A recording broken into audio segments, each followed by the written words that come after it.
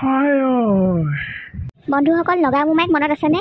নগা মোমাই মানে গোটেই জংঘলীৰ হাতৰ পৰা বচাই নিবলৈ আনোতে মনহতে যে এৰাতি থাকি গৈছিল, সেই নগা মোমাই। আৰু এইখন মোমাই নতুনকৈ সজা ঘৰখন। বাঁহ আৰু কাঠেৰে আতুম টোকাৰিকৈ সজা ঘৰখনত থাকে মাত্ৰ মোমাই আৰু মোমাই জীৱনৰ লগৰী মামী।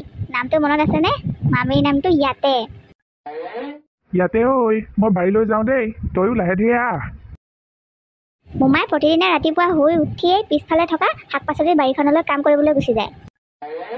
ইয়াতে ঐ তই আহিলে মাছৰ দানাখিনিও লৈ আনিবিচোন। এই মানুহটো যে হ'লহে আৰু চিঞৰি থাকিবলৈ। লৈ যাম যা, তই গৈ থাকচোন, মই ধানকেইটা খুন্দি আজৰি হ'লেহে যাম দেই। হ'ব বাৰু দে, লাহে ধীৰে আহিবি।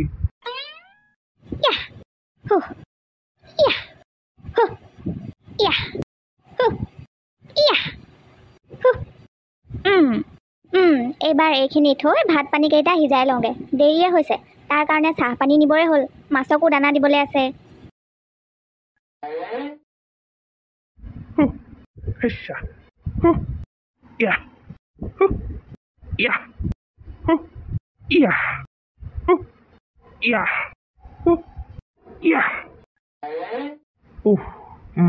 এইবাৰ এইখিনি ভালদৰে চহাই কাইলৈ কচুখিনি ৰুই দিব লাগিব।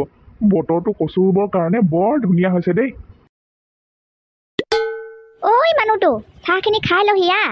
ইমান কষ্ট কৰি আছ, বহি লচোন অলপ। সময় থাকোঁতে কষ্ট কৰি নল'লে খাবি কি? ইয়াতে ঐ আমাৰ নিচিনা পাহাৰীয়া মানুহৰ খেতিয়েই জীৱন আৰু। দে দে চাহ টুপি খাই লওঁ। চাহৰ লগত খাবলৈ কিবা পালিনে? কি আনিছ টুকুৰিটোত? আজি সুদা চাহ টুপিকে খাচোন বাৰু। চাউল দুটামান খুন্দি থৈ আহিছোঁ, কালিলৈ খাবলৈ পাবি চাহৰ লগত পিঠা। আজিতো খাই থচোন এনেকৈ। থ মই তোৰ পিঠাগুড়িৰ কথা কোৱা নাই, কচুকে দুটামান পুৰি আনিবলৈ পাৰিলি হয়। হ'ব বাৰু, বাৰীতে ইমানকৈ কল পকি পকি মৰহি গৈছে, তাৰ পৰাই দুটামান আনোগৈ ৰহ। এইবোৰ চাহ আকৌ, যোৱা বছৰ যে হাবিৰ মাজৰ পৰা দুটা পুলি আনিছিলোঁ, সেই দুটা পুলিয়েই। কলবোৰ চাচোন ইমান ডাঙৰ ডাঙৰ। মই বাৰু যিমান ডাঙৰ হ'লেও অকলে গাখীৰলৈকে খাই থ'ম, তইহে নোৱাৰিবি। হ'ব আন সোনকালে, বৰ কথা চহকীয় তই। ইফালে চাহ পানীত চেঁচাই পৰিব এতিয়া। চাচোন চাহ কিমান পুৰত শকত আবত কল। চাহ কলকেইটাও তোৰ নিচিনাই শকত আবত, পুৰত চুটি চাপৰ। হ'ব দে, হাঁহিব নালাগে মোক। এইটো খাই চাচোন, মই বাৰু চুটি চাপৰে, নিজেহে বৰ ওখজনী। সঁচাকে দেই, মিঠাও মিঠা, বৰ অতিপাত মিঠা দেই, একেবাৰে চেনীৰ নিচিনা। এনেকুৱা কল হ'লে চেনী গুড় কেলেইনো লাগিছে? পিঠাগুড়িৰ লগত সানি সানি খাবা আৰু, ইমান মিঠা কল। ঐ তোৰ ইমানে খাই ভাল লাগিছে যদি ইয়াৰে এঠুক এটা বাৰু মই লৈ যাম দে যাওঁতে। চাহ টুপি খাই ল, চেঁচাই হ'ল। মাছৰ দানা আনিলি? আনিছোঁ। দুয়োটাই দানাখিনিকে দি লওঁগে ব'ল, বহুত সময় হ'ল। ব'ল। আহ সোনকালে দি আজৰি হৈ মই ঘৰলৈ যাওঁ। ধানো ৰ'দত দি থৈ আহিছোঁ, হাঁহ কুকুৰাই খাই খাই নষ্ট কৰিব। ঐ মানুহটো, পুখুৰীত পানী শুকাইছে দেই। তই নৈখনৰ পৰা কিবা এটা কৰি হ'লেও পানী দিয়াৰ উপায় কৰিবি। মই কৰিম নহয়, তইনো কিহৰ কাৰণে চিন্তা কৰ? মইনো কেতিয়া পানী শুকুৱাই মাছ মাৰিছোঁ অ'? কচোন, যোৱা বছৰ এনেকুৱা দিনত মনত নাই তোৰ? বাঁহ ফালি ফালি নদীৰ পৰা যে ইয়ালৈ পানী অহাৰ সুঁতি এটা বনাই দিছিলোঁ। ঐ দানাবোৰ এবাৰতে গোটেইখিনি ছটিয়াই নিদিবি, তই আকৌ বৰ সৰহকৈ ছটিয়াই দিয়। তেনেকৈ দিলে পোনাকেইটাই চাগে খাবলৈ নাপায়, কম কমকৈ লৈ চাৰিওফালে পৰাকৈ ছটিয়াই দে। থ তইহে মোক শিকাবলৈ নালাগে, ইমান বছৰে মাছ পুহিয়ে বুঢ়া হ'লো আৰু। দিলি আকৌ ভালকে এগালমান, তোক কৈ একো লাভেই নাই। মানুহজনী চাহ সৰুজনী চাহ কিমান ডাঙৰ হৈছে দেখিলিনে? ৰ'দত জিলিকি উঠিছে গোটেইজনী। দেখিলো হৈছে বাৰু দেই ডাঙৰ, বৰ ধুনীয়াকে। দানাবোৰ মই সৰহকৈ দিয়াৰ কাৰণেহে ডাঙৰ হৈছে, তই আকৌ মোকে ক সৰহকৈ নিদিবি বুলি। মোৰ নিচিনা তয়ো দিবি। দানাৰনো কিহৰ অভাৱ? কলগছ দুজোপামান কাটি দিলেই ঢেৰ দানা ওলায়। চাউলো ঘৰতেই আছে খাব নোৱাৰাকৈ। মই গৈ থাকোঁ, নহ'লে তই মাটি চহাই হ'লে মাছ দুটামান ধৰি লৈ আনিবি। আজি মাছেৰে খাব লাগিব। বৰ বেছি দেৰি নকৰিবি আকৌ। টুকুৰিটো এৰি থৈ নাহিবি, তোৰ আকৌ স্বভাৱ এটাই আছে নহয় বস্তু এৰি থৈ অহা। বাৰীৰ পৰা ভোট জলকীয়া আৰু টেঙা দুটামানো লৈ আনিবি। হ'ব যা যা। এইজনী গ'ল, এইবাৰ গোটেইখিনি দানা ঢালি দিওঁ ৰ। খা খা, মই দিওঁতেই পেট ভৰাই হেঁপাহ পলাই খাই লওঁ।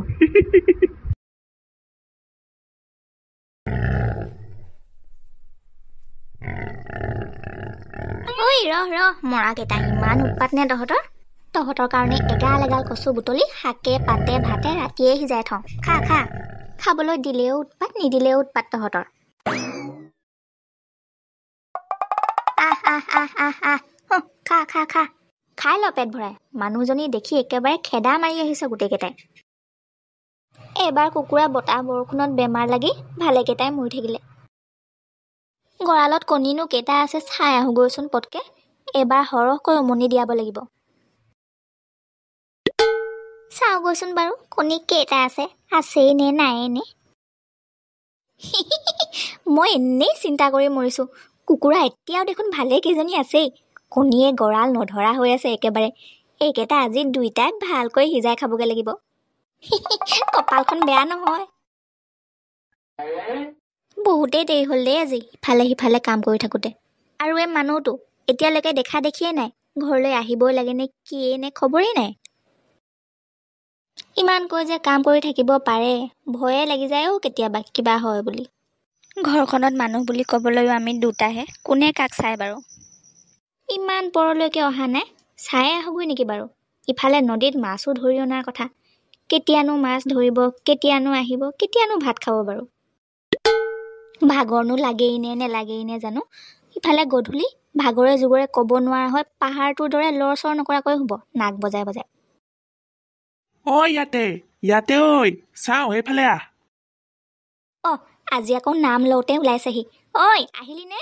ভৰি হাত ধুই ল, মই ভাত সিজাই আছোঁ। ভাত পিছতো খাবি, তই পুতুককৈ আহি এইফালে চাই যাহি আকৌ মই তোলৈ কি আনিছোঁ চাহিচোন। গৈছোঁ, কিনো আনিলি মোৰ কাৰণে? ইমান চিঞৰ বাখৰ কৰি আছ যে, নে পাহাৰটোকেই দাঙি আনিলি? তই বুঢ়া হৈও একেবাৰে সৰু ল'ৰাটোৰ নিচিনাই হৈ আছ দেই।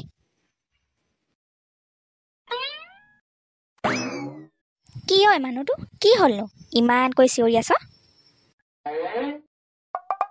আইঐ, ইমান ডাঙৰ মাছ।